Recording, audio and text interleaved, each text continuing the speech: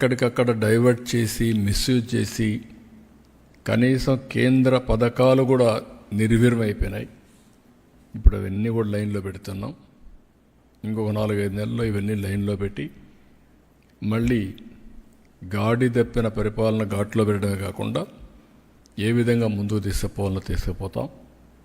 ఇన్వెస్టర్స్లో కూడా ఒక నమ్మకాన్ని కలిగించాల్సిన అవసరం ఉంది. ఇప్పటికీ ఒక నమ్మకాన్ని కలిగిస్తున్నాం, ఇంకా నమ్మకాన్ని కలిగించాలి. ఆ నమ్మకాన్ని కలిగించి మళ్ళీ 20 లక్షల ఉద్యోగాలు కల్పిస్తా ఉన్నాం. ఒక పక్క ఉండే ఉద్యోగాలను కాపాడాలి. అదే విశాఖపట్నం స్టీల్ ప్లాంట్లో మీరు చూస్తే దగ్గర ఈ స్టీల్ ప్లాంట్ కానీ సిక్ అయితే చాలా సమస్యలు వస్తాయి.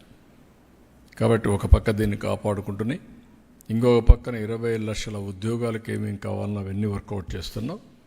ఇవన్నీ కూడా రాబోయే రోజులు ఇంకా మెరుగైన ఫలితాలు వస్తాయని చెప్పి తెలియజేస్తూ కేంద్రాన్ని ప్రత్యేకంగా ప్రధానమంత్రి గారికి అభినందనలు, ధన్యవాదాలు. మీరు ఎన్డీఏ ప్రభుత్వం ఇక్కడ ఏదైతే పెట్టుకున్నామో ఆ నమ్మకాన్ని మీరు ఒక మాటలో చెప్పాలంటే ఎన్డీఏ ప్రభుత్వం ఇచ్చిన హామీని నిలబెట్టుకోవడానికి మీరు ముందుకొచ్చి అన్ని విధాలా సహకరించారు. దానికి అభినందనలు, ధన్యవాదాలు. Thank you.